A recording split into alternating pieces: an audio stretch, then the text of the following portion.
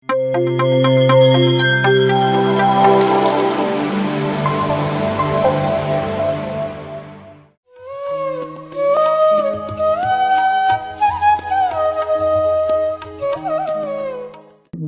ಪತ್ರಿಜಿಯವರಿಗೆ ನಮಿಸುತ್ತಾ ಹಾಗೂ ಎಲ್ಲರಿಗೂ ನಮನಗಳನ್ನು ಸಲ್ಲಿಸುತ್ತಾ ಇಂದಿನ ಒಂದು ಯೋಗ, ಯೋಗಿ, ಯೋಗೀಶ್ವರ ಅನ್ನೋದು ಹೇಗೆ ನಾವು ಆ ಒಂದು ಮಾಧವನ ಕಡೆ ಹೋಗೋದಕ್ಕೆ ಇದು ಪೂರಕವಾಗಿರುತ್ತೆ ಅನ್ನೋದನ್ನ ತಿಳ್ಕೊಳ್ಳೋ ಒಂದು ಪ್ರಯತ್ನ. ಯೋಗ ಅಂದ್ರೆ ಯೋಗ ಬಂದಿದೆ ಅವರಿಗೆ ಅಂದ್ರೆ ಒಳ್ಳೆಯದು, ಅನುಕೂಲಕರವಾಗಿ ನಮ್ಮ ಇಷ್ಟ ಪ್ರಕಾರ ನಡೀತಿದ್ರೆ ಅದು ಯೋಗ ಅಂತ ಅನ್ಕೊಂತೀವಿ ಅಲ್ವಾ. ಹಾಗಾಗಿ ಯೋಗ ಅಂದ್ರೆ ಈ ಒಂದು ಪದ ಹೆಚ್ಚು ಬರೋದು ಎಲ್ಲರ ಬಾಯಲ್ಲಿ, ಎಲ್ಲಾ ಕಡೆ ನಾವು ನೋಡೋದು ಅಂದ್ರೆ ಯೋಗ ಡೇ ಬರ್ತಾ ಇದೆ ಅಂದ್ರೆ ಎಲ್ಲರಿಗೂ ಇದ್ರ ಕಡೆ ಹೆಚ್ಚು ಒಲವಿರುತ್ತೆ ಅಂತ ನಾನು ಭಾವಿಸಿದ್ದೀನಿ. ಬೇರೆ ಟೈಮ್ಗಿಂತ ಅಷ್ಟು ಗಮನ ಇರುತ್ತೆ ಇಲ್ವೋ ಗೊತ್ತಿಲ್ಲ, ಎಲ್ಲರಿಗೂ ಇರೋರು ಇದ್ದೇ ಇರ್ತಾರೆ, ಇಲ್ಲ ಅಂತಲ್ಲ, ಅಲ್ಲ ತುಂಬಾ ಜನಕ್ಕೆ, ಮಾಮೂಲಿಗಿಂತ ಹೆಚ್ಚು ಜನಕ್ಕೆ ಯೋಗ ಡೇ ಬಂತು ಅಂದ್ರೆ ಯೋಗದ ಕಡೆ ಹೆಚ್ಚು ಗಮನ, ಮೆಡಿಟೇಷನ್ ಡೇ ಬಂದ್ರೆ ಮೆಡಿಟೇಷನ್ ಕಡೆ ಗಮನ. ಆತರ ಈಗ ಫಾದರ್ಸ್ ಡೇ ಬಂತು ಅಂದ್ರೆ ಏನೋ ವಿಶೇಷವಾಗಿ ಆ ಕಡೆ, ಮದರ್ಸ್ ಡೇ ಬಂತು ಅಂದ್ರೆ ದಿನ ಏನೋ ಆ ಕಡೆ ಕಾಳಜಿ ಇರುತ್ತೋ ಇಲ್ವೋ ಗೊತ್ತಿಲ್ಲ, ಆದ್ರೆ ಅವತ್ತಿನ ದಿನ ಆದ್ರೂ ನೆನ್ಸ್ಕೊಂತೀವಲ್ವಾ. ಅದೇ ತರಹ ಈಗ ನಾವು ದಿನ ಅದರಲ್ಲೇ ಇದ್ದೀವಿ, ಆದ್ರೂ ಸಹ ಇನ್ನಷ್ಟು ಸ್ಪಷ್ಟವಾಗಿ ತಿಳ್ಕೊಳ್ಳೋ ಒಂದು ಪ್ರಯತ್ನ ಅಷ್ಟೆ. ಹಾಗಾಗಿ ಯೋಗ ಅಂದ್ರೆ ಏನು ಅಂದ್ರೆ ಎಲ್ಲರೂ ಹೇಳೋದು, ಪತ್ರಿಜಿಯವರು ಹೇಳೋದು ಏನು ಅಂದ್ರೆ ಯೋಗ ಮೀನ್ಸ್ ಯೂನಿಯನ್ ಅಂತ, ಅಂದ್ರೆ ಒಂದಾಗುವುದು ಅಂತ. ಯಾವ್ದರ ಜೊತೆ ಒಂದಾಗುವುದು ಅಂದ್ರೆ ಬ್ರೆತ್ ಅಂತ ಹೇಳ್ತಾರೆ ಪತ್ರಿಜಿಯವರು. ಅದೇ ಧ್ಯಾನ ಅನ್ನೋದು, ನಮ್ಮ ಉಸಿರಾಟದ ಜೊತೆಯಲ್ಲಿ ನಾವು ಒಂದಾದ್ರೆ ಅದೇ ಯೋಗ ಅನ್ನೋದು. ಆ ಉಸಿರಾಟದ ಜೊತೆ ಒಂದಾಗೋದು, ನನ್ನ ಜೊತೆ ನಾನಿರೋದು, ಅಲ್ಲಿವರೆಗೂ ನಮ್ಮನ್ನು ಕರ್ಕೊಂಡು ಹೋಗುತ್ತೆ. ಅಂದ್ರೆ ಇಲ್ಲಿ ಮತ್ತೆ ನಾನು ಅಂದ್ರೆ ಯಾರು ಅನ್ನೋದು ಪ್ರಶ್ನೆ ಮಾಡ್ಕೋಬೇಕಾಗುತ್ತೆ. ನಾವು ಇಲ್ಲಿವರೆಗೂ ನೋಡ್ತಿರೋದು ದೇಹಿ ನಾನು ಅಂತ. ಹಾಗಾಗಿ ಈ ಯೋಗ ಅಂದ್ರೆ ಒಂದಾಗೋದು, ಹಲವಾರು ಹಂತದಲ್ಲಿ ಹಲವಾರು ಥರದಲ್ಲಿ ಒಂದಾಗ್ತಾ ಇರ್ತೀವಿ ನಾವು. ಹಾಗಾಗಿ ಒಟ್ಟಾರೆ ಹಾಕ್ಬೇಕಿರೋದು ಕೊನೆಗೆ ಏನು ಅಂದ್ರೆ ನಮ್ಮ ಜೊತೆ ನಾವಿರೋದು, ಒಂದಾಗುವುದು, ನಾನು ಏನೋ ಜೊತೆ ಒಂದಾಗುವುದು ಅಂತ. ಹಾಗಾಗಿ ಈ ಯೋಗ ಡೇ ಅನ್ನೋದು, ಯೋಗ ಅನ್ನೋದು ಎಲ್ಲರ ಬಾಯಲ್ಲಿ ಬರೋದಕ್ಕೆ ಕಾರಣ ಅಂದ್ರೆ ನಾವು ಪ್ರಧಾನಿ ಮೋದಿಜಿ ಅವ್ರಿಗೆ ನಾವು ಕೃತಜ್ಞತೆಗಳು ತಿಳಿಸ್ಬೇಕು. ಯಾಕಂದ್ರೆ 180 ದೇಶಗಳಲ್ಲಿ ಎಲ್ಲರೂ ಒಂದು ಏಕಾಭಿಪ್ರಾಯಕ್ಕೆ ಬಂದು ಈ ಯೋಗ ದಿನವನ್ನು ಆಚರಿಸೋದಕ್ಕೆ ಮಾಡ್ತಿರೋದಂದ್ರೆ ಅದು ಒಳ್ಳೆ ವಿಷಯವೇ. ಯಾಕಂದ್ರೆ ಅದು ಯಾವ ಥರ ಆಚರಣೆ, ಯಾರ್ಯಾರು ದಿನಾ ಅಭ್ಯಾಸ ಇರುತ್ತಾ ಇಲ್ವಾ, ಅವತ್ತೊಂದು ದಿನ ಮಾತ್ರ ತೋರಿಕೆಗೆ ಮಾತ್ರ ಮಾಡ್ತಾರ, ಯಾವ್ದಾದ್ರೂ ಇರ್ಬೋದು, ಒಟ್ಟಾರೆ ಎಲ್ಲರ ಗಮನ ಸೆಳೀತಾ ಆ ಕಡೆ ಬರ್ತಿದೆಯಲ್ಲ ಯೋಗ ಅಂದ್ರೆ. ಅವರವರು ಒಂದೊಂದು ರೀತಿಯಲ್ಲಿ ಅರ್ಥ ಮಾಡ್ಕೋಬಹುದು, ಅದು ಬೇರೆ ವಿಷಯ. ಒಟ್ಟಾರೆ ಆ ಕಡೆ ಗಮನ ಆದ್ರೂ ಬರ್ತಾ ಇದೆಯಾ ಅನ್ನೋದು ಖುಷಿ ಪಡೋ ಒಂದು ವಿಷಯ. ಹಾಗಾಗಿ ಇಲ್ಲಿ ಯೋಗ ಅನ್ನೋದು ಏನು, ಒಬ್ಬ ಮನುಷ್ಯನ, ಒಂದು ಮಾನವನ ಒಂದು ಅಭಿವೃದ್ಧಿಗೆ, ಮತ್ತೆ ಒಂದು ಅದು ಏನು ಒಂದು ಬುದ್ಧಿ ಆಗ್ಬೋದು, ಚೇತನ ಆಗ್ಬೋದು, ಇವೆಲ್ಲವೂ ವಿಕಾಸಗೊಳ್ಳೋದಕ್ಕೆ ಇದು ಸಂಬಂಧಿಸಿರೋದು ಅನ್ನೋದು ಎಲ್ಲರ ಮನಸ್ಸಲ್ಲೂ ಯೋಗ ಮಾಡಿದ್ರೆ ಒಳ್ಳೇದು ಅನ್ನೋದು ಅಭಿಪ್ರಾಯ ಬಂದಿದೆ. ಹಾಗಿದ್ರೆ ಒಬ್ಬೊಬ್ಬರು ಒಂದೊಂದು ರೀತಿಯಲ್ಲಿ ಒಂದೊಂದು ಥರ ಭಾವಿಸ್ತಾರೆ. ಒಟ್ಟಾರೆ ಮಾನವ ಆಗಿರ್ತಕ್ಕಂಥವ್ರು, ವಿಶ್ವಮಾನವ ಆಗೋವರೆಗೂ ಈ ಯೋಗ ಅನ್ನೋದು ಕರ್ಕೊಂಡೋಗುತ್ತೆ. ಅಂದ್ರೆ ಆತ್ಮ ಅನ್ನೋದು, ಆತ್ಮ ಪರವಾಗಿಯೂ ಸಹ ನಾವು ಅಭಿವೃದ್ಧಿ ಹೊಂದೋದಕ್ಕೆ, ವಿಕಾಸ ಹೊಂದೋದಕ್ಕೆ ಇದು ತುಂಬಾ ಅತ್ಯಗತ್ಯವಾಗಿರೋದು. ಅದಕ್ಕಾಗಿ ಯೋಗ ಅನ್ನೋದು ಯಾವುದೋ ಒಂದು ದೇಶಕ್ಕೋ ಒಂದು ಪ್ರಾಂತಕ್ಕೋ ಸಂಬಂಧಿಸಿರೋದಲ್ಲ, ಎಲ್ಲರಿಗೂ ಸಂಬಂಧಪಟ್ಟಿರೋದು ಇದು ಅಂತ. ಹಾಗಿದ್ರೆ ಯೋಗ ಅಂದ್ರೆ ಹಲವಾರು, ಒಬ್ಬೊಬ್ಬರು ಒಂದೊಂದ್ ತರ ಇರುತ್ತೆ. ಇದು ಅರ್ಥ ಆಗ್ಬೇಕು ಅಂದ್ರೆ ನಾವೊಂದು ಉದಾಹರಣೆ ನೋಡೋಣ. ಯೋಗ ಅಂದ್ರೆ ಯಾವ ತರ, ಹೇಗೆ ನಾವು ಭಾವಿಸ್ತೀವಿ, ಎಷ್ಟೆಲ್ಲ ಅರ್ಥ ಮಾಡ್ಕೊಂಡಿರ್ತೀವಿ, ಆದ್ರೆ ಅದರ ಪೂರ್ಣ ವಾಗಿ ಅರ್ಥ ಮಾಡ್ಕೊಂಡಾಗ ಏನು ಅನ್ನೋದು ನಮ್ಗೆ ಅರ್ಥ ಆಗ್ಬೇಕು ಅಂದ್ರೆ ನಾವೊಂದು ದೃಷ್ಟಾಂತರ ಮೂಲಕ ನೋಡ್ಬೋದು. ಇದು ಎಲ್ಲರಿಗೂ ಗೊತ್ತಿರೋದೆ, ಇದೆಲ್ಲರೂ ಈ ಉದಾಹರಣೆಯನ್ನ ಬಳಸ್ತಾನೆ ಇರ್ತಾರೆ. ಆದ್ರೂ ಸಹ ಮತ್ತೊಮ್ಮೆ ನಾವು ಇದ್ರ ಕಡೆ ಗಮನ ಹರಿಸೋಣ. ಆನೆ ಆನೆ ಅಂದ ತಕ್ಷಣ ಏನು, ಆನೆ ಅಂದ ತಕ್ಷಣ ಏನು ಹೇಳ್ತಾರೆ? ಎಲ್ಲರೂ ಆನೆ ಅಂದ್ರೆ ಆನೆನ ಪೂರ್ತಿಯಾಗಿ ತಿಳಿಸೋರು ಇದ್ದಾರಾ? ಇಲ್ಲದೆ ಇರ್ಬೋದು, ಇರೋರು ಸ್ವಲ್ಪ ಜನ ಇರ್ಬೋದು. ಆದ್ರೆ ಆನೆ ಅಂದ್ರೆ ಏನು? ಹೇಗಿರುತ್ತೆ? ಅಂತ ಪ್ರಶ್ನೆ ಕೇಳಿದಾಗ ಒಬ್ರೇನ್ ಹೇಳ್ತಾರೆ, ಆನೆ ಬಾಲವನ್ನೇ ಗಮನಿಸಿ ನೋಡಿರ್ತಕ್ಕಂಥವ್ರು, ಆನೆ ಅಂದ್ರೆ ಬಾಲ, ಓ ಈ ತರ ಇರುತ್ತೆ ಅದರ ಹಿಂಭಾಗದಲ್ಲಿ, ಅದಕ್ಕಾಗಿ ಈ ತರ ಇದ್ರೆ ಇದು ಆನೆ ಅಂತ ಹೇಳ್ತಾರೆ. ಆನೆಯನ್ನ ತೋರಿಸ್ತಾರೆ. ಆನೆ ಅಂದ್ರೆ ಬಾಲವನ್ನ ತೋರಿಸ್ತಾರೆ. ಹಾಗೆ ಅದೇ ತರ ಒಬ್ಬೊಬ್ಬರು ಆನೆ ಅಂದ್ರೆ ಏನು ಅಂದ್ರೆ ಒಂದೊಂದು ಭಾಗ ಯಾರ್ಯಾರು ಏನನ್ನ ಗುರ್ತಿಸಿರ್ತಾರೋ ಅದನ್ನೇ ಹೇಳ್ತಿರ್ತಾರೆ. ಒಬ್ಬರು ಆನೆ ಕಿವಿಗಳನ್ನ ನೋಡಿದ್ರೆ, ಓ ಆನೆ ಅಂದ್ರೆ ದೊಡ್ಡದಾಗಿರುತ್ತೆ, ಅದಕ್ಕೆ ಕಿವಿಗಳು. ಈ ಯಾರಿಗೆ ದೊಡ್ಡದಾಗಿ ಕಿವಿಗಳಿರುತ್ತೆ ಅದೇ ಆನೆ ಅನ್ನೋದು. ಇನ್ನೊಬ್ರು ಸೊಂಡಿಲು ನೋಡಿರ್ತಾರೆ, ಅದನ್ನು ತೋರಿಸಿದ್ರೆ ಇದು ಆನೆ ಅಂತ ಹೇಳ್ತಾರೆ. ಈ ತರ ಒಬ್ಬೊಬ್ಬರ ಒಂದು ನೋಡಿ ಒಂದೊಂದು ಅವರ ಒಂದು ಇದ್ರ ರೀತಿಯಲ್ಲೇ ಕಿವಿ ನೋಡಿ ಒಬ್ಬರು, ಅದರ ಒಂದು ಕಾಲುಗಳು ಏನು ಸ್ತಂಭದ ತರ ಇರುತ್ತಲ್ಲ, ಹಾಗಾಗಿ ಆ ಥರ ಆ ಕಾಲಿನ ಒಂದು ಗಾತ್ರ ನೋಡ್ಬಿಟ್ಟು ಈ ತರ ಇರೋದ್ರಿಂದ ಇದು ಆನೆ ಅಂತ ಪ್ರತಿಯೊಬ್ಬರು ಒಂದೊಂದು ವಿಧವಾದ ವ್ಯಾಖ್ಯಾನ ಮಾಡ್ತಾರೆ ಆನೆ ಅಂದ್ರೆ ಏನು ಅಂತ. ಆದ್ರೆ ಎಲ್ಲರೂ ಹೇಳೋದು ತಪ್ಪಿದೆಯಾ? ಸರಿನೇ. ಸೊಂಡಿಲ್ವನ್ನ ನೋಡ್ಬಿಟ್ಟು ಇದು ಆನೆ ಅಂತ ಹೇಳಿದ್ರೆ ಅದು ಸರಿನೇ. ಬಾಲವನ್ನ ನೋಡ್ಬಿಟ್ಟು, ಅದ್ರ ಕಾಲನ್ನ ನೋಡ್ಬಿಟ್ಟು, ಇಲ್ಲ ಅದ್ರ ಕಿವಿ ದೊಡ್ಡದಾಗಿದೆ ಅಂತ ಹೇಳಿ ಅದು ನೋಡಿ ಇದು ಆನೆ ಅಂತ ಹೇಳಿರೋದು ಅದೆಲ್ಲವೂ ಸರಿನೇ. ಆದ್ರೆ ಆ ಎಲ್ರೂ ಆನೆ ನೋಡೇ ಹೇಳ್ತಿರೋದು. ಆದ್ರೆ ನಾವು ಪೂರ್ತಿ ಆಗಿ ಆನೆಯನ್ನು ನೋಡಿದರೆ ಅದರ ಪೂರ್ತಿ ರೂಪ ಸ್ವರೂಪವನ್ನ ನಾವು ಗ್ರಹಿಸೋದಕ್ಕೆ ಆಗುತ್ತೆ. ಅದಕ್ಕೆ ಹಲವಾರು ಭಾಗಗಳು ಅಂಗಾಂಗಗಳಿದೆ. ಒಂದೊಂದು ಭಾಗವನ್ನ ಗುರುತಿಸಿ ಸಂಬಂಧಪಟ್ಟು ನಾವು ಇದೇ ಆನೆ ಅಂತ ಹೇಳ್ತಿದ್ವಿ. ಅದೇ ತರ ನಮ್ಮಲ್ಲೂ ಅಷ್ಟೇ ಹೃದಯ ಇದೆ, ಲಿವರ್ ಇದೆ, ಶ್ವಾಸಕೋಶಗಳಿದೆ, ನಮ್ಮ ಅಸ್ಥಿಪಂಜರ ರಚನೆನೂ ಇದೆ. ಇದೆಲ್ಲ ಸೇರಿದ್ರೇನೆ ಮನುಷ್ಯ. ಅದೇ ತರಹ ಆನೆನೂ ಅಷ್ಟೇ. ಎಲ್ಲ ಅದರ ಒಂದು ಅಂಗಾಂಗಗಳೆಲ್ಲವೂ ಸೇರಿದ್ರೇನೆ ಆನೆ ಆಗೋದು.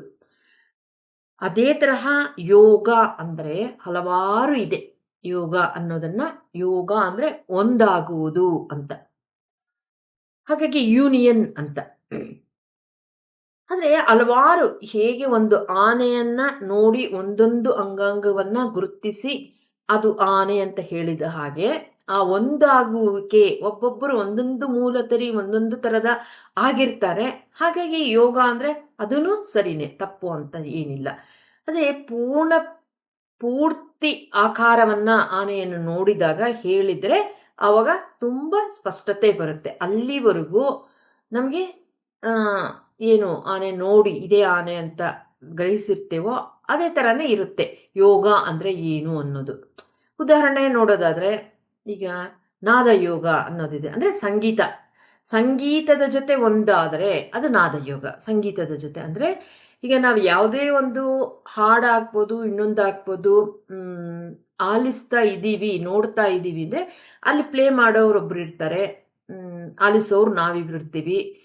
ಮತ್ತೆ ಅಲ್ಲಿ ಯಾವ್ದನ್ನ ಆಲಿಸ್ತಿದ್ವಿ, ಅವ್ರು ಏನೋ ಹಾಡೋ ಒಂದು ಸ್ವರನೋ ಅಲ್ವಾ, ಅದನ್ನ 3 ಇರುತ್ತೆ ಇಲ್ಲಿ ಅಲ್ವಾ. ನುಡಿಸೋರು ಹಾಕ್ಬೋದು, ಹಾಡೋರು ಹಾಕ್ಬೋದು. ಹಾಡು ಇರುತ್ತೆ, ಆ ಒಂದು ಇನ್ಸ್ಟ್ರೂಮೆಂಟು ಇರುತ್ತೆ, ಮಾಡ್ತಕ್ಕಂಥವ್ರೊಬ್ರು ಇರ್ತಾರೆ, ನಾವು ನೋಡ್ತಕ್ಕಂಥವ್ರು ಆಲಿಸ್ತಕ್ಕಂಥವ್ರು ಒಬ್ರು ಇರ್ತೀವಿ. 3 ಇರುತ್ತೆ. ಆದ್ರೆ ಒಂದಾಗುವುದು ಅಂದ್ರೆ ಯಾವುದು ಎಲ್ಲ, ಈಗ ನಾವು ಆಲಿಸ್ತಾ ಆಲಿಸ್ತಾ ತುಂಬಾ ನಮ್ಗೆ ಚೆನ್ನಾಗಿದೆ, ತುಂಬಾ ಮನಸ್ಸು, ಈಗ ನಾವು ಒಂದು 12-13 ನಿಮಿಷ ಫ್ಲೂಟ್ ಕೊಳಲು ಪತ್ರಿಜಿ ಅವ್ರದ್ದು ಧ್ಯಾನಕ್ಕೆ ಕೂತಾಗ ಆಲಿಸ್ತೀವಿ. ಏನನ್ನಿಸ್ತು ನಮ್ಗೆ? ನಮ್ಮ ದೇಹದ ಕಡೆ ನಮಗೆ ಗಮನ ಇರಲಿಲ್ಲ, ಮನಸ್ಸಲ್ಲೂ ಸಹ ಬೇರೆ ಕಡೆ ಮನಸ್ಸು ಹೋಗ್ಲಿಲ್ಲ. ಅಂದ್ರೆ ದೇಹ ಮನಸ್ಸು ಸ್ತಬ್ಧವಾಗೋಯ್ತು. ಯಾವುದರಲ್ಲಿ ಒಂದಾಯ್ತು? ನಾವು ಆ ಕೊಳಲು ನಾದವನ್ನ ಆಲಿಸ್ತಾ ಧ್ಯಾನಕ್ಕೆ ಕೂತಿರುವಾಗ ನಮ್ಮ ಉಸಿರಾಟದ ಕಡೆ ಹೋಯ್ತು, ಪ್ರಾಣದ ಕಡೆ ಹೋಯ್ತು. ಅನಂತರ ಏನಾಯ್ತು? ಅದೂನೂ ನಾವು ಉಸಿರಾಟವನ್ನು ಗುರುತಿಸ್ತಾ ಇಲ್ಲ, ಸುಮ್ಮನೆ ಆಗ್ಬಿಟ್ಟಿದ್ವಲ್ವಾ. ಆಗ ನಮ್ಮ ಜೊತೆ ನಾವು ಒಂದಾದ್ವಿ, ಹೌದಲ್ವಾ? ಅಲ್ಲಿ ದೇಹನೂ ಇಲ್ಲ, ಮನಸ್ಸುನೂ ಇಲ್ಲ, ಉಸಿರಾಟ ಪ್ರಾಣ ಅದ್ರ ಕಡೆನೂ ನಮ್ಮ ಗಮನ ಇಲ್ಲ. ಏನಿದೆ ಇನ್ನ? ದೇಹ, ಮನಸ್ಸು, ಪ್ರಾಣ, ಇದು ಉಸಿರಾಟ ಇಲ್ಲಿ ಇದು. ಇನ್ನಿರೋದು ಈ 3 ಮೈನಸ್ ಆಯ್ತು ಅಂದ್ರೆ ಇರೋದೇನು? ಆತ್ಮ. ಅಂದ್ರೆ ನಾನುವಿನ ಜೊತೆ ಒಂದಾಗಿದ್ವಿ ಅಂದ್ರೆ ಮಿಲನ. ಏನಾಯ್ತು ಇಲ್ಲಿ? ಫ್ಲೂಟು ನಾದಾನೂ ಇರ್ಲಿಲ್ಲ, ಪತ್ರಿಜಿನೂ ಹೇಗೂ ನಾವು ನೋಡ್ತಿಲ್ಲ, ಕಣ್ಣು ಮುಚ್ಚಿದೀವಿ. ವಿಡಿಯೋದಲ್ಲಿ ನೋಡ್ತಿಲ್ಲ. ಮತ್ತೆ ನಾನು ಕೂತಿದ್ದೀನಿ, ನಾನು ಆಲಿಸ್ತಾ ಇದ್ದೀನಿ ನಾನು ಧ್ಯಾನಕ್ಕೆ ಕೂತಿದ್ದೀನಿ ಅನ್ನೋ ಒಂದು ಭಾವನೆ ಇತ್ತು. ಮತ್ತೆ ಆ ಭಾವನೆಯಿಂದಲೇ ನಾವು ಉಸಿರಾಟದ ಕಡೆ ಗಮನ ಹರಿಸಿದೀವಿ. ಆನಂತರ ಉಸಿರು ಗಮನಿಸೋದು ಮರ್ತೋಯ್ತು. ಅದರಷ್ಟಗದೆ ಬಿಟ್ಟೋಯ್ತು. ಅವಾಗ ಏನಿದೆ? ಏನೂ ಇಲ್ಲ. ಒಂದೇ ಅಲ್ವಾ ಇರೋದು ಮಿಲನ. ಏನು ಮಿಲನ ಆಯ್ತು? ಆ ನಾದದಿಂದ ನಮ್ಮೊಂದಿಗೆ ನಾವು ನಾನುವಿನ ಜೊತೆ ಅಂದ್ರೆ ಆತ್ಮದ ಜೊತೆ ಒಂದಾದ್ವಿ ನಾವು. ಅಂದ್ರೆ ಈ ದೇಹ ದೇಹಿ ಆಯಿತು. ಅದು ಯೋಗ ಅಂದ್ರೆ ಮಿಲನ. ಯಾವುದಾದ್ರೂ ಒಂದಿರುತ್ತೆ. ಈ ತರ ನಾದವನ್ನ ಆಲಿಸುತ್ತಾ ನಾವು ಒಂದಾಗ್ತೀವಲ್ವಾ, ಒಂದೇ ಇರುತ್ತೆ, ಮಿಲನ ಆಗ್ತೀವಲ್ವಾ, ಆ ನಾದಾನುಸಂಧಾನ, ಆ ನಾದದ ಜೊತೆ ಒಂದಾಗ್ಬಿಡ್ತೀವಿ ನಾವು. ಒಂದಾದಾಗ ಅಲ್ಲಿ ಫ್ಲೂಟು ಅನ್ನೋದು ಇರಲ್ಲ, ಏನೋ ಶಬ್ದ ಬರ್ತಿದೆ ಅನ್ನೋದಿರುತ್ತೆ. ಅನಂತರ ಅದೂ ಕೇಳಿಸೋದಿಲ್ಲ ನಮಗೆ. ಅದು ಮಿಲನ ಅಂದ್ರೆ, ಅದು ಯೋಗ ಅಂದ್ರೆ. ಅದನ್ನ ಏನಂತೀವಿ? ನಾದಯೋಗ ಅಂತ ಅಂತೀವಿ, ಸಂಗೀತದ ಜೊತೆಗೆ. ಅದೇ ತರಹ ನಾವು ಒಂದು ಪುಸ್ತಕ ಓದ್ತಾ ಇರ್ತೀವಿ ಅಂತ ಇಟ್ಕೊಳ್ಳಿ. ಅವ ಏನಾಗುತ್ತೆ? ಭಗವದ್ಗೀತೆ ಆಗ್ಬೋದು, ಮತ್ತೊಂದಾಗ್ಬೋದು, ಯಾವುದಾದ್ರೂ ಒಂದು ಪುಸ್ತಕ ಓದ್ತಾ ಇದ್ದಾಗ ಅದು ಯಾವ ಯೋಗ? ಅದು ಸ್ವಾಧ್ಯಾಯ ಯೋಗ ಅಂತೀವಿ, ಅಥವಾ ಜ್ಞಾನ ಯೋಗ ಅಂತೀವಿ. ನೋಡಿ, ಬುಕ್ ಓದ್ತಾ ಇರುವಾಗ ಏನು ಶಬ್ದಗಳಾಗ್ಬೋದು, ಏನು ಕೇಳಿಸಲ್ಲ ನಮಗೆ. ಮತ್ತೆ ಏನು ಯಾವುದು ಓದ್ತಾ ಇದ್ದೀವಿ, ಯಾವ ಪುಸ್ತಕ ಅನ್ನೋದ್ ಕಡೆನೂ ಗಮನ ಇರಲ್ಲ. ಒಟ್ಟಲ್ಲಿ ಆ ವಿಷಯದಲ್ಲೇ ನಾವು ತಲ್ಲೀನರಾಗ್ಬಿಟ್ಟಿರ್ತೀವಿ. ನಾನು ಓದ್ತಾ ಇದ್ದೀನಿ ಅನ್ನೋದು ಸಹ ಮರ್ತೋಗ್ತೀವಿ ನಾವು ಕೆಲವು ಸಲ. ಅದು ಯೋಗ. ಅದು ಏನು ಯೋಗ? ಅದು ಜ್ಞಾನ ಯೋಗ ಅಥವಾ ಸ್ವಾಧ್ಯಾಯ ಯೋಗ. ಅದರಲ್ಲಿರೋ ವಿಷಯದ ಜೊತೆ ಒಂದಾದ್ರೆ ಜ್ಞಾನ ಯೋಗ ಆಯ್ತು. ಇಲ್ಲ, ಬುಕ್ ನಾನು ಓದ್ತಾ ಇದ್ದೀನಿ ಅನ್ನೋದು ಮಾತ್ರ ಇರುತ್ತೆ, ಬೇರೆ ಏನೂ ಇರಲ್ಲ ನಮಗೆ. ಅದೇನು ನೋಡ್ತಿರ್ತೀವಿ ಅಷ್ಟು ಮಾತ್ರ ನಮಗೆ ತಲೆಗೆ ಹೋಗ್ತಿರುತ್ತೆ. ಬೇರೆ ಇನ್ನೇನು ಕೆಲಸ ಮಾಡೋದಿಲ್ಲ. ಅಲ್ಲಿ ನಾವು ಲಯ ಆತೀವಿ. ಯೂನಿಯನ್ ಅಂದರೆ ಲಯ ಆಗೋದು, ಒಂದಾಗೋದು. ಹಾಗಾಗಿ ಒಂದೇ ಇದೆ ಅಲ್ಲಿ, ಬೇರೆ ಇನ್ನೊಂದಿಲ್ಲ. ಪುಸ್ತಕನೂ ಇಲ್ಲ, ಸಬ್ಜೆಕ್ಟ್ ಯಾವುದು ಅನ್ನೋದು ಇಲ್ಲ, ಏನೂ ಇಲ್ಲ. ಒಂದಾದವಲ್ವ ಆ ಥರ. ಅದು ಯಾವ ಯೋಗ? ಜ್ಞಾನ ಯೋಗ, ಸ್ವಾಧ್ಯಾಯ ಯೋಗ ಅಂತ. ಅದೇ ತರಹ ಭಕ್ತಿ ಯೋಗ ಅನ್ನೋದು ಇದೆ. ಅಂದರೆ ನಾವು ಯಾರೋ ಭಕ್ತಿ ಯೋಗಕ್ಕೆ ತುಂಬ ಉದಾಹರಣೆಗಳು ಇದೆ. ರಾಮ, ಆಂಜನೇಯ ಆಗ್ಬೋದು, ಅಥವಾ ಮೀರಾಬಾಯಿ ಶ್ರೀಕೃಷ್ಣನಲ್ಲಿ ಏನಾದರೂ ಅದು ಆ ಹಾಡುಗಳ ಮೂಲಕ ಕೃಷ್ಣನ್ ನೆನ್ಸ್ಕೊಂತ ತನ್ನನ್ನು ತಾನೇ ಮರ್ತೋದ್ಲು ಅಲ್ವಾ? ಆ ಥರ ಯಾವುದೋ ಒಂದು ಇಲ್ಲಿ ಎರಡಿತ್ತು. ಮೀರಾಬಾಯಿ ಒಬ್ರು, ಕೃಷ್ಣ ಒಬ್ರು, ಎರಡಿತ್ತು. ಬರ್ತಾ ಬರ್ತಾ ಏನಾಯ್ತು? ಅವರು ಏನು ಕೀರ್ತನೆ ಅದು ಹೇಳ್ಕೊಂತಿದ್ರು, ಅದೂ ಇಲ್ಲ. ಮೂರೋಗಿ ಒಂದಾಗೋಯ್ತಲ್ವಾ? ಮಿಲನ. ಅದು ಅದು ಕೃಷ್ಣನಲ್ಲಿ ತಲ್ಲೀನರಾದ್ರೋ ಇಲ್ಲ ಕೃಷ್ಣ ತನ್ನೊಳಗೆ ಲೀನ ಆಯ್ತು, ಅದು ಬೇರೆ. ಅದು ಅಲ್ಲ. ನಾವು ಈಗ ಲಯ ಆಗುವುದು. ಯೋಗ ಅಂದ್ರೆ ಲಯ ಆಗುವುದು. ಅದನ್ನೇನಂತೀವಿ ನಾವು? ಭಕ್ತಿ ಯೋಗ ಅಂತ ಹೇಳ್ತೀವಿ ನಾವು. ಈ ಥರ ಹಲವಾರು ಯೋಗಗಳಿದೆ. ಒಟ್ಟಾರೆ ನಾವು ಸಂಗೀತದ ಜೊತೆ ಒಂದಾದರೆ ನಾದಯೋಗ ಆಗ್ಬೋದು. ಒಬ್ಬ ನಮಗಿಂತ ಹೈಯರ್ ಒಂದು ಸೋಲ್ ಅಂದರೆ ಆತ್ಮ, ಪರಮಾತ್ಮ, ಉನ್ನತಾತ್ಮದ ಜೊತೆ ಒಂದಾದರೆ ಅದು ಭಕ್ತಿ ಯೋಗ ಅಂತೀವಿ. ಅದೇ ತರಹ ನಮ್ಮ ಉಸಿರಾಟದ ಜೊತೆ ಒಂದಾಗ್ತೀವಿ ನಾವು, ಅದು ಪ್ರಾಣಾಯಾಮ ಅಂತೀವಿ. ಅದೇ ತರಹ ನಾವು ಏನು ಯೋಗಾಸನಗಳು, ಹಲವಾರು ಭಂಗಿಗಳು ಮಾಡ್ತಾ ಮಾಡ್ತಾ ನಾವು ಅದರ ಜೊತೆ ಒಂದಾಗ್ತೀವಿ. ಬೇರೆ ಕಡೆ ಏನೂ ಗಮನ ಇರೋದಿಲ್ಲ. ಅದು ಏನಂತೀವಿ? ಅದು ಯೋಗಾಸನಗಳು ಅಂತೀವಿ. ಅಂದರೆ ದೇಹದ ಜೊತೆ ಅಲ್ಲಿ ಆಸನಗಳು ಆಗ್ತಾ ಆಗ್ತಾ ನಾವು ಅದರಲ್ಲೇ ಮುಳುಗೋಗ್ತೀವಿ ನಾವು. ಅದರಲ್ಲೂ ಒಂದಾಗ್ತೀವಿ. ಹಾಗಾಗಿ ಅದರ ಜೊತೆ ಇರ್ತೀವಲ್ವ, ಅದು ಹಠಯೋಗ ಅಂತೀವಿ. ಅದೇ ಥರ ನಮ್ಮ ಉಸಿರಾಟದ ಜೊತೆ ಹೋದಾಗ ಉಸಿರನ್ನ ಗಮನಿಸ್ತಾ ಇರ್ತೀವಿ. ಅದ್ರ ಜೊತೆಯಲ್ಲೇ ಇರ್ತೀವಿ, ಬೇರೆ ಯಾವುದರ ಕಡೆನೂ ಗಮನ ಇರಲ್ಲ. ಅದು ಪ್ರಾಣಾಯಾಮ ಅಂತೀವಿ. ಅದೇ ತರಹ ನಮ್ಮ ಆತ್ಮದೊಂದಿಗೆ ಒಂದಾದರೆ ಅದೇನಂತೀವಿ? ಉಸಿರನ್ನೂ ನಾವು ಮರ್ತೋದ್ವಿ ಅಂತ ಪ್ರಾರಂಭದಲ್ಲಿ ನೋಡಿದ್ವಿ. ಫ್ಲೂಟನ್ನು ಆಲಿಸ್ತಾ ಧ್ಯಾನಕ್ಕೆ ಕುತ್ಕೊಳ್ಳೋವಾಗ. ಆ ಉಸಿರನ್ನು ನಾವು ಅದರ ಕಡೆನೂ ಗಮನ ಇಲ್ಲದಿರುವಾಗ ಇನ್ನೇನಿದೆ? ಆತ್ಮದ ಜೊತೆ ಒಂದಾಗಿದ್ವಿ. ಅದು ಯಾವುದು ಯೋಗ? ಅದೇ ಧ್ಯಾನ ಯೋಗ, ರಾಜಯೋಗ. ಅಂದರೆ ನಿಜವಾದ ಸ್ವರೂಪ. ಅದರಲ್ಲಿ ನಾವು ಎಲ್ಲದರಲ್ಲಿ ಏನು ಆನೆ ಒಂದು ಉದಾಹರಣೆ ನೋಡಿದ್ವಲ್ಲ, ಆ ಪೂರ್ಣ ರೂಪ ಹೇಗೆ ನೋಡಿದರೆ ನಮಗೆ ಆಯಿತೋ, ಅದೇ ತರಹ ಆನೆ ದರ್ಶನ ಆಯಿತೋ, ಅದೇ ತರಹ ಆತ್ಮದ ಒಂದು ದರ್ಶನವೇ ಅಂದರೆ ಅಲ್ಲಿ ಲಯ ಆಗೋದು ಇದೆಯಂತಿಲ್ಲ, ಆ ಹಂತವನ್ನು ನಾವು ಆತ್ಮದರ್ಶನ ಅಂತೀವಿ. ಹೀಗೆ ಯೋಗ ಅಂದರೆ ಲಯ ಆಗುವುದು, ಮಿಲನ. ಹಲವಾರು ಯೋಗಗಳಿದೆ. ಒಟ್ಟಾರೆ ಎಲ್ಲ ಯೋಗಗಳು ಎಲ್ಲಿಗೆ ಹೋಗಿ ತಲುಪಬೇಕು ಅಂದರೆ ನಮ್ಮ ಆ, ನಿಜ ಸ್ವರೂಪ, ಅಂದರೆ ನಮ್ಮ ರೂಪ. ರೂಪ ಅಂದರೆ ಇದು ದೇಹ ಕಾಣ್ತಿದೆಯಲ್ಲ, ಅದು ನಿಜ ಸ್ವರೂಪ ಅಂದರೆ ಆತ್ಮ. ಅದರಲ್ಲಿ ಲಯ ಆಗ್ಬೇಕು ನಾವು. ಅದು ಆದಾಗ ಎಲ್ಲವೂ ಅಷ್ಟುವರೆಗೂ ನಾವು ಒಂದೊಂದೊಂದೊಂದರ ಜೊತೆ ಆಗ್ತೀವಿ. ದೇಹದ ಜೊತೆ ಆಸನಗಳು ಮಾಡ್ತಾ ಮಾಡ್ತಾ ಒಂದಾದ್ವಿ. ಆಮೇಲೆ ಉಸಿರನ್ನು ಗಮನಿಸ್ತಾ ಗಮನಿಸ್ತಾ ಪ್ರಾಣಾಯಾಮ, ಅದರ ಜೊತೆ ಒಂದಾದ್ವಿ. ಹಾಗೇ ಮುಂದುವರಿತಾ ಏನಾಯಿತು, ನಾವು ಅದೂ ಬಿಟ್ಟೋಯ್ತು ನಮಗೆ. ನಮ್ಮೊಂದಿಗೆ ನಾವು ಒಂದಾದ್ವಿ. ನಾವು ಅಂದರೆ ನಮ್ಮ ನಿಜ ಸ್ವರೂಪ ಅಂದರೆ ಆತ್ಮದ ಜೊತೆ ಒಂದಾದ್ವಿ. ಅದು ಅಲ್ಲಿಗೆ ತಗೊಂಡು ಹೋಗ್ಬೇಕು. ನಾವೇನೇ ಮಾಡ್ತಿದ್ರು ಸಹ ಅದು ಪೂರ್ಣ ರೂಪ. ಆನೆ ನೋಡ್ತೀವಲ್ವಾ, ದರ್ಶನ ಆಗುತ್ತಲ್ವಾ, ಅದು ಪೂರ್ಣ ರೂಪ. ಹೇಗೆ ಆನೆಯನ್ನು ಫುಲ್ಲು ಎಲ್ಲ ನೋಡ್ತೀವಲ್ವಾ, ಅದು ಆಗೋದು. ಇದು ಆಗಬೇಕಿರೋದು. ಇದು ಯೋಗ ಅಂದರೆ. ಹೀಗೆ ನಾವು ಇನ್ನೊಂದು ಉದಾಹರಣೆ ನೋಡೋದಾದರೆ, ನಾವು ಇಲ್ಲಿಂದ ಡೆಲ್ಲಿಗೆ ಹೋಗ್ಬೇಕು ಅಂತ ಇಟ್ಕೊಳ್ಳಿ. ಹೋಗೋವಾಗ ಏನಾಗುತ್ತೆ, ನಾವು ಫ್ಲೈಟಲ್ಲಿ ಹೋಗ್ತೀವೋ, ಟ್ರೈನಲ್ಲಿ ಹೋಗ್ತೀವೋ, ಬಸ್ಸಲ್ಲಿ ಹೋಗ್ತೀವೋ, ಯಾವುದಾದ್ರೂ ಆಗ್ಬೋದು, ಯಾವುದೇ ವಾಹನದಲ್ಲಿ ಆಗ್ಬೋದು. ಒಟ್ಟಾರೆ ನಮ್ಮ ಗಮ್ಯ ಏನು, ಡೆಲ್ಲಿ ಸೇರಬೇಕು ಅಲ್ವಾ. ಅದೇ ತರಹ ನಾವು ಯಾವುದೇ ಯೋಗ ತಗೊಂಡ್ರೂ ಸಹ, ನಾದ ಯೋಗ ಆಗ್ಬೋದು, ಆಸನಗಳಾಗ್ಬೋದು, ಪ್ರಾಣಾಯಾಮ ಆಗ್ಬೋದು, ಜ್ಞಾನ ಯೋಗ ಆಗ್ಬೋದು, ಧ್ಯಾನ ಯೋಗ ಆಗ್ಬೋದು. ಧ್ಯಾನ ಯೋಗವೇ ರಾಜಯೋಗ ಅಂತೀವಿ, ಅದು ಆಗ್ಬೋದು. ಸ್ವಾಧ್ಯಾಯ ಯೋಗ ಆಗ್ಬೋದು. ಒಟ್ಟಾರೆ ಒಂದಾಗಿ ಅದು ಎಲ್ಲಿಗೆ, ನಮ್ಮ ಗಮ್ಯ ಹೇಗೆ ಡೆಲ್ಲಿಗೆ ನಾವು ಸೇರಬೇಕೋ, ಯಾವುದೇ ಮೂಲಕ ಹೋದರೂ ನಮ್ಮ ಗಮ್ಯ ಏನು, ಡೆಲ್ಲಿ ಸೇರೋದು. ಅದೇ ತರಹ ಯಾವುದೇ ಯೋಗವನ್ನು ನಾವು ಅಭ್ಯಾಸ ಮಾಡ್ತಿದ್ರೂ ಸಹ ಅದು ಒಂದಾಗುತ್ತೆ. ಆ ಒಂದಾಗೋದು ಕೊನೆಗೆ ಎಲ್ಲಿಗೆ, ನಮ್ಮ ಗುರಿ ಅಂದರೆ ನಮ್ಮ ಜೊತೆ ನಾವು ಲಯ ಆಗಬೇಕು. ಅಂದರೆ ಆತ್ಮದ ಜೊತೆ ಲಯ ಆಗೋದು ಯೋಗ, ಅಲ್ಲಿಗೆ ಹೋಗಬೇಕು. ಅದು ನಮ್ಮ ಗುರಿ. ಅಲ್ಲಿವರೆಗೂ ನಮ್ಮ ಪ್ರಯಾಣ ಮುಂದುವರಿತಾನೆ ಹೋಗಬೇಕು.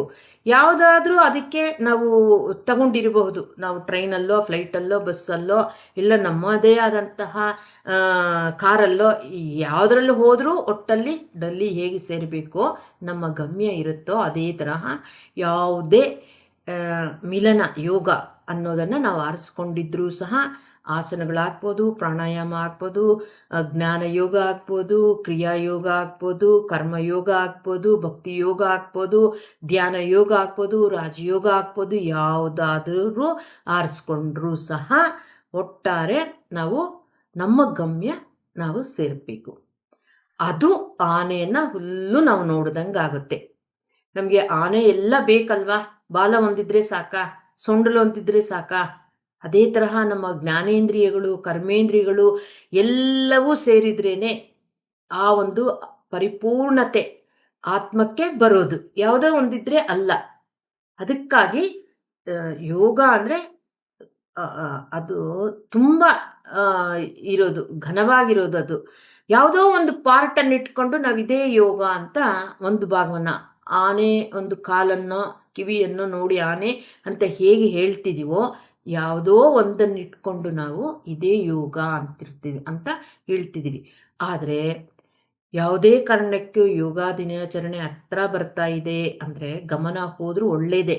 ಆದರೆ ನಾವು ಪೂರ್ತಿ ಆನೆಯನ್ನು ನೋಡೋ ಒಂದು ಪ್ರಯತ್ನ ಮಾಡಲೇಬೇಕು. ಅದೇ ಸರಿಯಾದ ಯೋಗ ಅನ್ನೋದು.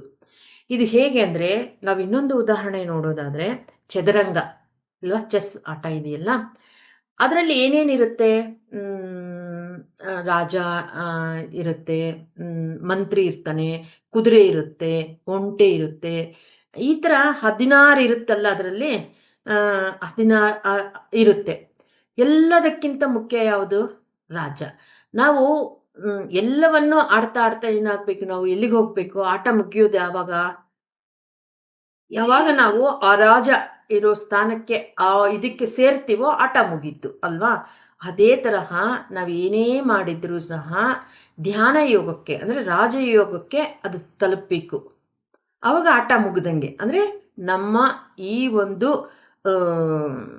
ದೇಹಿ ಆಟ, ನಾನು ಆತ್ಮ ಅನ್ನೋದು ಆತ್ಮದಲ್ಲಿ ಲಯ ಆದರೆ ಯೋಗ ಆಯಿತು ಅಂದರೆ ಮುಗೀತು ಅಂತ. ಇದು ಆಗ್ಬೇಕಿರೋದು. ಹೇಗೆ ಒಂದು ಚದುರಂಗದಲ್ಲಿ ಎಷ್ಟೊತ್ತು ನಾವು ಏನೆಲ್ಲ ಆಡ್ತಿದ್ರು ಸಹ ಕೊನೆಗೆ ಎಲ್ಲಿಗೆ ಹೋಗ್ಬೇಕು, ನಾವು ರಾಜನ ಸ್ಥಾನಕ್ಕೆ ಹೋಗ್ಬೇಕಲ್ವಾ. 16 ದಾಟ್ಕೊಂಡು ಹೋಗ್ಬೇಕು ನಾವಲ್ವಾ. ಅದೇ ತರಹ ಇದು ಅಷ್ಟೇ, ಹಲವಾರು ಇರುತ್ತೆ. ಆದರೆ ನಾವು ಸೇರ್ಬೇಕಿರೋದು, ತಲುಪಬೇಕಿರೋದು ಎಲ್ಲಿ ಅನ್ನೋದನ್ನ ಯಾವಾಗಲೂ ನಮಗೆ ಅದು ಸ್ಪಷ್ಟವಾಗಿ ತಿಳ್ಕೊಂಡಿರ್ಬೇಕು ನಾವು. ಹೇಗೆ ಎಲ್ಲ ನದಿಗಳು ಯಾವುದಕ್ಕೆ ಸೇರುತ್ತೆ, ಸಮುದ್ರಕ್ಕೆ ಸೇರುತ್ತಲ್ವಾ. ಆ ನದಿಗಳೆಲ್ಲವೂ ನದೀನಾಂ ಸಾಗರೋತಿ ಅಂತ, ಸಾಗರೋಗತಿ ಅಂತ ಹೇಳ್ತೀವಲ್ವ. ಅಂದ್ರೆ ಎಲ್ಲ ನದಿಗಳು ಸಮುದ್ರಕ್ಕೆ ಹೇಗೆ ಸೇರುತ್ತೋ ಕೊನೆಗೆ, ಅದೇ ತರಹ ಎಲ್ಲ ಯೋಗಗಳು ಬಂದು ಧ್ಯಾನ ಯೋಗದಲ್ಲಿ ಅಂದ್ರೆ ಆ ಒಂದು ಆತ್ಮದಲ್ಲಿ ಲಯ ಆಗೋದು. ಹೀಗೆ ಗಂಗೆ, ಯಮುನೆ, ಗೋದಾವರಿ, ಕಾವೇರಿ, ಕೃಷ್ಣ ಎಲ್ಲಾ ನದಿಗಳು ಸೇರಿ ಸಮುದ್ರಕ್ಕೆ ಸೇರುತ್ತೋ ಆ ಥರ ಎಲ್ಲ ಯೋಗಗಳಲ್ಲೂ ಸಹ ಎಲ್ಲೆಲ್ಲೋ ಹುಟ್ಟಿವೆ ಅದು.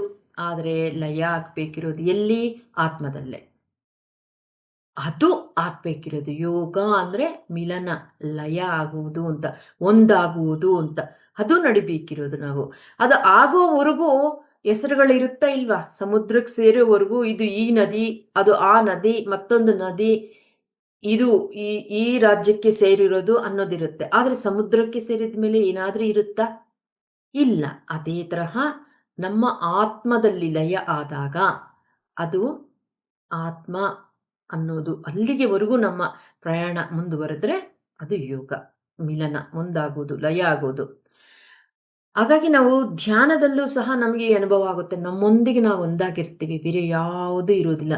ಶರೀರದೊಂದು ಇರೋದಿಲ್ಲ, ಸಂಗೀತನೂ ಇರೋದಿಲ್ಲ, ಯಾವುದೂ ಇರೋದಿಲ್ಲ ನಮಗೆ. ಅದಕ್ಕಾಗಿ ಆತ್ಮದ ಜೊತೆ ಇರೋದೇ ಅದೇ ಯೋಗ ಅನ್ನೋದು.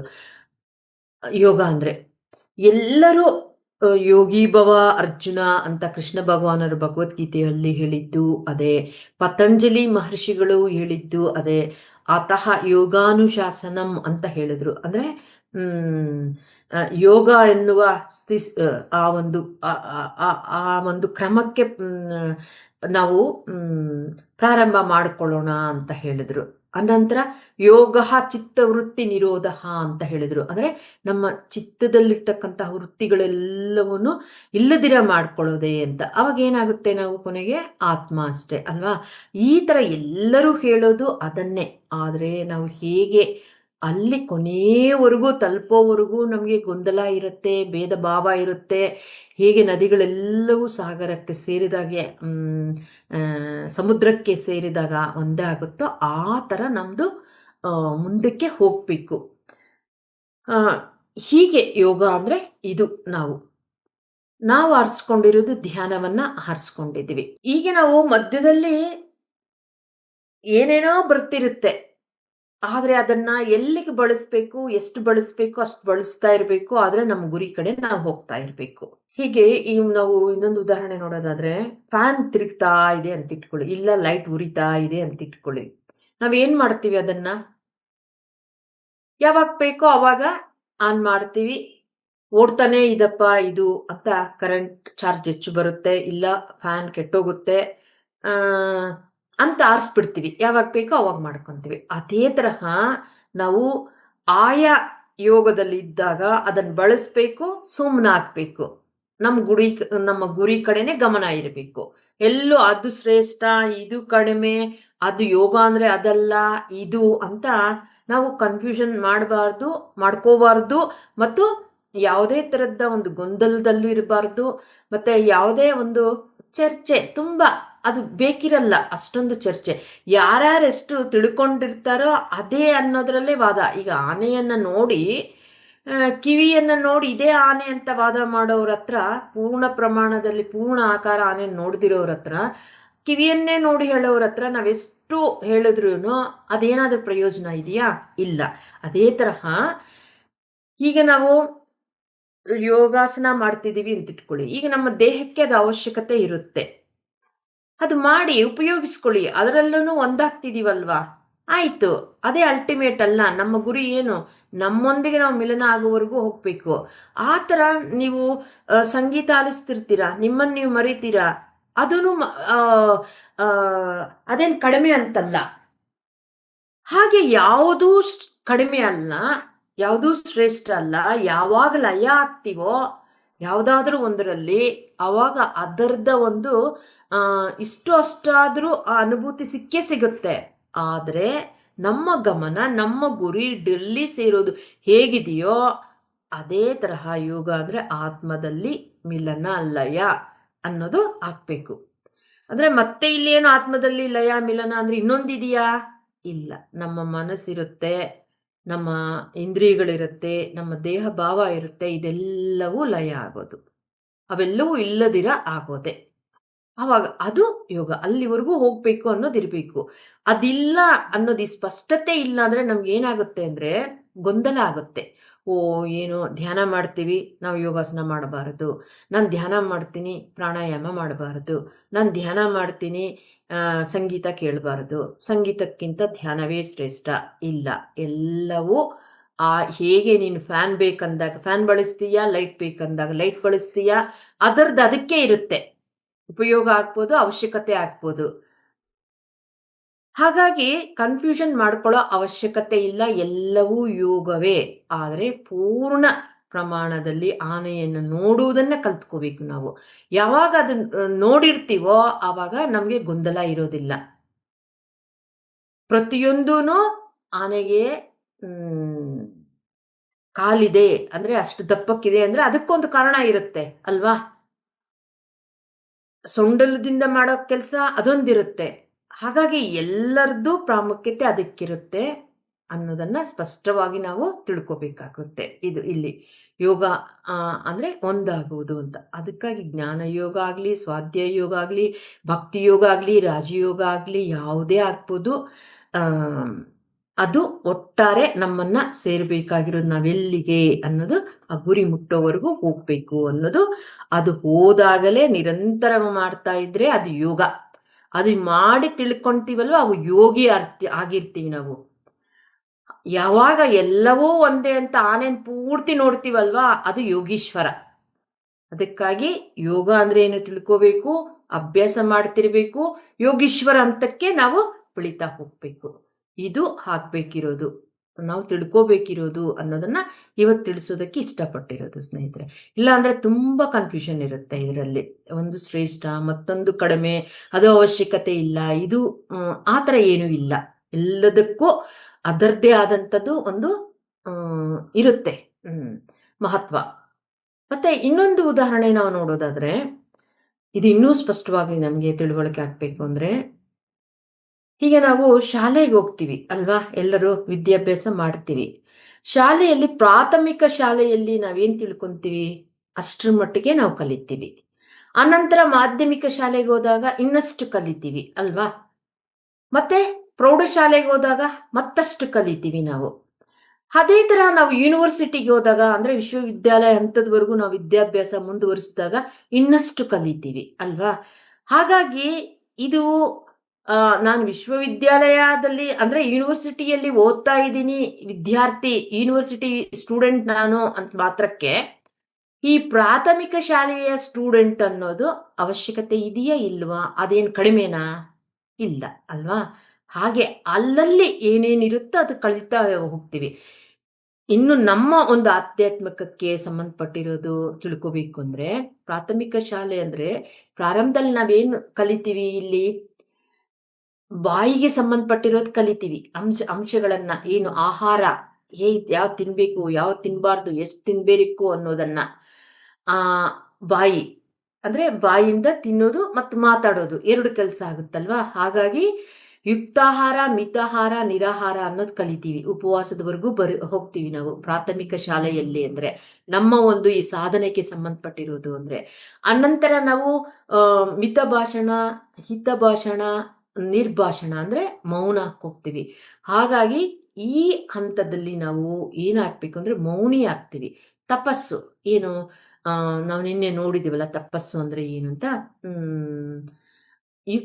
ನಾವು ಎಷ್ಟೋ ತಿಂತಿರ್ತೀವಿ. ಸ್ವಲ್ಪ ತಿನ್ನೋಕ್ ಮಿತಾಹಾರಕ್ಕೆ ಬರ್ಬೇಕು ಅಂದ್ರೆ ಅದು ತಪಸ್ತರಾನೇ ಅಲ್ವಾ?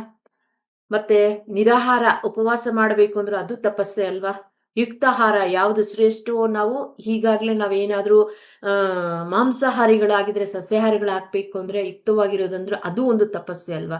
ಹಾಗಾಗಿ ಪ್ರಾಥಮಿಕ ಶಾಲೆ ಹಂತದಲ್ಲಿ ಇದ್ದಾಗ ಏನಾಗುತ್ತೆ ನಮಗೆ ಅಂದ್ರೆ ಬಾಯಿಗೆ ಸಂಬಂಧಪಟ್ಟಿರೋದಂದ್ರೆ ನಮ್ಮ ಮಾತುಗಳು ಆಗ್ಬೋದು, ಆಹಾರ ಆಗ್ಬೋದು ಅನ್ನೋದು ತುಂಬಾ ಸುಧಾರಣೆ ಆಗ್ತಾ ಹೋಗುತ್ತೆ ನಮ್ಮಲ್ಲಿ. ಅದರಲ್ಲೇ ಯಶಸ್ವಿಯನ್ನ ಪಡ್ಕೋಬೇಕು ನಾವು. ಅನಂತರ ಮುಂದುವರಿತಾ ಬರುತ್ತಾ ಏನು, ಈ ಮಾಧ್ಯಮಿಕ ಶಾಲೆಯಲ್ಲಿ ಅಂದ್ರೆ ಏನ್ ಕಲಿತೀವಿ ನಾವು ಅಂದಾಗ ಅವಾಗ ಶ್ವಾಸದ ಕಡೆ ಬರ್ತೀವಿ ನಾವು. ನಮ್ಮ ಶ್ವಾಸವೇ ಗುರು ಅನ್ನೋ ತಿಳ್ಕೊಂತ ಹೋಗ್ತೀವಿ. ಪ್ರಾಣಶಕ್ತಿ ಬಗ್ಗೆ ನಾವು ತಿಳ್ಕೊಂತೀವಿ. ನಾನು ಪ್ರಾಣಶಕ್ತಿಯನ್ನ ಪಡ್ಕೊಂತಾ ಇದ್ದೀನಿ ಅಂತ. ಅಷ್ಟುವರೆಗೂ ನಾವೇನು ಆಹಾರದಿಂದ ಮತ್ತೊಂದದಿಂದ ನಿದ್ದೆಯಿಂದ ಮಾತ್ರ ಶಕ್ತಿ ಅನ್ಕೊಂತೀವಿ. ಇಲ್ಲ, ನನ್ನ ಶ್ವಾಸದ ಕಡೆ ಗಮನ ಕೊಡೋದ್ರಿಂದ ನನಗೆ ಪ್ರಾಣಶಕ್ತಿಯನ್ನು ಆ ಶಕ್ತಿಯನ್ನು ಹೆಚ್ಚಿಸ್ಕೋಬಹುದು ಅನ್ನೋ ತಿಳ್ಕೊಂತ ಹೋಗ್ತೀವಿ. ಆವಾಗ ನಾವು ಯೋಗಿ ಆಗೋದು ಸ್ನೇಹಿತರೆ. ಇಲ್ಲಿ ಯೋಗಿ, ಇಲ್ಲಿ ಮಿಲನ ಆಗೋದು. ಯಾವಾಗ ಯಾರ ಜೊತೆ ಮಿಲನ ಆಗ್ತೀವೋ ಅವಾಗ ಯೋಗಿ ಆಗೋದು ನಾವು. ಶ್ವಾಸದ ಜೊತೆ ಮಿಲನ ಆದ್ವಿ ನಾವು. ಅಂದ್ರೆ ಪ್ರಾಣಾಯಾಮದಲ್ಲಿ ನಾವು ಅದರದೇ ಆದಂತ ರೀತಿಯಲ್ಲಿ ಉಚ್ಛ್ವಾಸ ನಿಶ್ವಾಸಗಳನ್ನ ಮಾಡ್ತೀವಿ. ಇಲ್ಲಿ ಸಹಜವಾಗಿ ನಡೆಯೋ ಸುಖಮಯ ಪ್ರಾಣಾಯಾಮ ಅಂತೀವಲ್ವಾ, ಇದರಲ್ಲಿ ಒಂದಾಗ್ತೀವಿ ನಾವು. ಶ್ವಾಸದ ಜೊತೆ ಒಂದಾಗ್ತೀವಿ. ಇದು ಯೋಗ ಇಲ್ಲಿ ಪ್ರಾರಂಭ ಆಗೋದು. ಹಾಗಾಗಿ ಆ ಒಂದು ಹಂತದಲ್ಲಿ ಅದು ಕಲಿತೀವಿ. ಅದೇ ಇನ್ನೂ ನಾವು ಮುಂದುವರಿತಾ ಹೋಗ್ತಾ ಪ್ರಗತಿ ಹೊಂದುತ್ತಾ ಹೋದಾಗ ಏನಾಗುತ್ತೆ, ಹಲವಾರು ನಮಗೆ ಆ ಏನು ಅನುಭವಗಳು ಆಗಬಹುದು. ಅದನ್ನ ತಿಳ್ಕೊಂತ ಹೋಗ್ತಿರ್ತೀವಿ. ಅದರಲ್ಲಿ ಹಲವಾರು ಥರದ್ದು ಇರುತ್ತೆ. ನಮಗೆ ಪ್ರಕೃತಿ ಆಗ್ಬೋದು, ಬಣ್ಣಗಳಾಗ್ಬೋದು, ಇಲ್ಲ ನಮ್ಮಗ್ ಸಂಬಂಧಪಟ್ಟಿರೋದೆಲ್ಲ ಎಷ್ಟೋ ತಿಳ್ಕೊಳ್ಳೋದಾಗ್ಬೋದು. ಕಾರಣ ಕಾರ್ಯ ಸಂಬಂಧದ ಬಗ್ಗೆ, ನಮ್ಮ ಹಿಂದಿನ ಜನ್ಮಗಳ ಬಗ್ಗೆ ತಿಳ್ಕೊಳ್ಳೋದು, ಇದೆಲ್ಲವೂ ಆಗ್ತಾ ಹೋಗುತ್ತೆ ನಮಗೆ.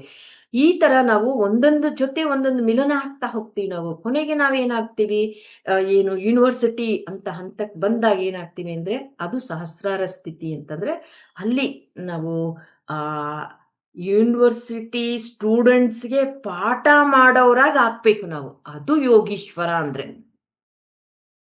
ಅಷ್ಟುವರೆಗೂ ಸ್ಟಾರ್ಟಿಂಗಲ್ಲಿ ಏನು ನಾವು ಆಹಾರ ಮಾತುಗಳಿಂದ ಪ್ರಾರಂಭ ಮಾಡಿ ಎಲ್ಲ ಕಲಿತಾ ಒಂದೊಂದಾಗಿ ತಿಳ್ಕೊಂತ ಸಹಸ್ರಾರ ಸ್ಥಿತಿಗೆ ಆ ಹಂತಕ್ಕೆ ಹೋದಾಗ ಏನು ಅಂದರೆ ಆ ಯೂನಿವರ್ಸಿಟಿಯಲ್ಲಿರ್ತಕ್ಕಂತಹ ಸ್ಟೂಡೆಂಟ್ಸ್ಗೆ ಪಾಠ ಮಾಡೋ ಪ್ರೊಫೆಸರ್ ಆಗ್ತೀವಲ್ವಾ, ಅದು ಯೋಗೀಶ್ವರ ಅಂದರೆ. ಆ ಹಂತದವರೆಗೂ ನಾವು ಬೆಳಿಬೇಕು. ಅಲ್ಲಿವರೆಗೂ ನಮ್ಮ ಸಾಧನೆ ಮುಂದುವರಿತಾ ಹೋಗ್ಬೇಕು ಅನ್ನೋದು ಈ ಒಂದು ನಾವು ತಿಳ್ಕೋಬೇಕಿರೋದು ಸ್ನೇಹಿತರೆ. ಇಷ್ಟು ತಿಳ್ಕೊಂಡಾಗ ನಮಗೊಂದು ಸ್ಪಷ್ಟತೆ ಅನ್ನೋದು ಸಿಗುತ್ತೆ. ಯೋಗ ಅಂದ್ರೆ ಏನು, ಮಿಲನ, ಯಾವುದರ ಜೊತೆ ಮಿಲನ, ಯಾವ್ದಾವ್ದರ ಜೊತೆಯಲ್ಲಿ ಯಾವ ಹಂತದಲ್ಲಿ ಯಾವ್ದಾದ್ರು ಒಂದಿಗೆ ನಾವು ಒಂದಾದಾಗ ಏನೇನು ತಿಳ್ಕೊಂತೀವಿ, ಅದರ ಅವಶ್ಯಕತೆ ಇದೆಯಾ ಇಲ್ವಾ, ಇದು ನಾವು ಸ್ವ ಅನುಭವದಿಂದ ತಿಳ್ಕೊಂತ ಹೋದಾಗ ಏನಾಗುತ್ತೆ, ಅವಾಗ ಹೇಗೆ ಆನೆಗೆ ಎಲ್ಲ ಅಂಗಾಂಗಗಳು ಮುಖ್ಯವೇ ಅಲ್ವಾ, ಅದರದ್ದೇ ಆದಂತಹ ಕೆಲಸ ಅದಕ್ಕಿರುತ್ತೆ ಅಂತ ನಮ್ಗೆ ಸ್ಪಷ್ಟತೆ ಬಂದಾಗ ಅವಾಗ ನಾವು ಯಾವುದನ್ನು ತಲೆ ಕೆಡಿಸ್ಕೊಳ್ಳೋ ಅವಶ್ಯಕತೆ ಇಲ್ಲ. ಆ ಸ್ಪಷ್ಟತೆ ಪಡ್ಕೋಬೇಕು ನಾವು ಮೊದಲು. ಸ್ಪಷ್ಟತೆ ಸಿಕ್ಕಿದಾಗ ಯೋಗೀಶ್ವರರಾಗಕ್ಕೆ ಹೋಗೋದು ನಾವು. ಸ್ಪಷ್ಟತೆ ಇಲ್ಲ ಅಂದ್ರೆ ಅಲ್ಲೆಲ್ಲ ನಿಲ್ತೋಗ್ತೀವಿ. ಸಾಕಪ್ಪ ಇನ್ನೇನಿದೆ ತಿಳ್ಕೊಳ್ಳೋದು, ಸಾಕು ನಾನು ಡಿಗ್ರಿ ಮಾಡಿದ್ದೀನಲ್ಲ ಅಲ್ಲಿಗೆ ಸಾಕು ಅಂತ ನಿಲ್ತ್ಬಿಡ್ತೀವಿ. ಇಲ್ಲ ಕೆಲವರು ಹೈಸ್ಕೂಲ್ಗೆ ನಿಲ್ತ್ಬಿಡ್ತಾರೆ, ಕೆಲವರು ಕಾಲೇಜಿಗೆ ನಿಲ್ತಾರೆ. ಆದರೆ ಕೊನೆ ಏನು ಯೋಗೀಶ್ವರ ಆಗೋವರೆಗೂ, ಅಂದರೆ ಯೂನಿವರ್ಸಿಟಿ ಸ್ಟೂಡೆಂಟ್ಸ್ಗೆ ಪಾಠ ಮಾಡೋವರೆಗೂ ಪ್ರೊಫೆಸರ್ ಆಗ್ಬೇಕು ನಾವು. ಪ್ರೊಫೆಸರ್ ಆದರೆ ಯೋಗೀಶ್ವರ. ಹಾಗಾಗಿ ಹಂತ ಹಂತವಾಗಿ ಬೆಳೀತಾ ಹೋಗೋಣ. ಎಲ್ಲವೂ ಶ್ರೇಷ್ಠವೇ, ಎಲ್ಲೂ ಗೊಂದಲ ಮಾಡ್ಕೊಳ್ಳೋ ಅವಶ್ಯಕತೆ ಇಲ್ಲ. ಯಾವುದೇ ಕಾರಣಕ್ಕೂ ಯೋಗ ಡೇ ಪ್ರಯುಕ್ತ ನಾವು ನಮ್ಮ ಗಮನ ಆ ಕಡೆ ಸೆಳೀತಾ ಇರಬಹುದು. ಆದರೆ ನಾವು ಈ ಹಾದಿಯಲ್ಲೇ ಇರೋರಾಗಿರೋದ್ರಿಂದ ಸ್ಪಷ್ಟವಾಗಿ ತಿಳ್ಕೋಬೇಕು ಅನ್ನೋದು ಇವತ್ತು ಹಂಚ್ಕೋಬೇಕು ಅಂತ ಅನಿಸಿರೋದು ಸ್ನೇಹಿತರೆ.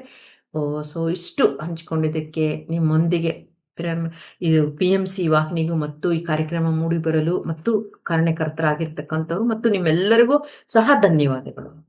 ಹಾಗಾಗಿ ನಾವು ಮಾಧವನಾಗಬೇಕು ಅಂದ್ರೆ ಏನು ಅಂದ್ರೆ ಯೋಗೀಶ್ವರರಾದಾಗ ನಾವು ಮಾನವನಿಂದ ಮಾಧವನಾಗ್ತೀವಿ. ಹೇಗೆ ಪ್ರಾರಂಭದಲ್ಲಿ ನಮ್ಮ ಆಹಾರ ಮಾತುಗಳಿಂದ ಬೆಳೀತಾ ಹೇಗೆ ಹಂತ ಹಂತವಾಗಿ ಹೋಗ್ತೀವೋ ಅದೇ ತರಹ ಮಾನವನಾಗಿರ್ತೀವಿ. ಮಾಧವನಾಗಬೇಕು, ಯೋಗದಿಂದ ಯೋಗೀಶ್ವರರಾಗಬೇಕು ಅನ್ನೋದು ಇವತ್ತು ನಾವು ತಿಳ್ಕೊಂಡಿದ್ದೀವಿ ಸ್ನೇಹಿತರೆ. ಧನ್ಯವಾದಗಳು ಮೇಡಮ್. PMC ಕನ್ನಡ ಚಾನೆಲ್ ಅನ್ನು ಲೈಕ್ ಮಾಡಿ, ಶೇರ್ ಮಾಡಿ, ಸಬ್ಸ್ಕ್ರೈಬ್ ಮಾಡಿ ಮತ್ತು ಮಾಡಿಸಿ. ಎಲ್ಲರಿಗೂ ಧನ್ಯವಾದಗಳು.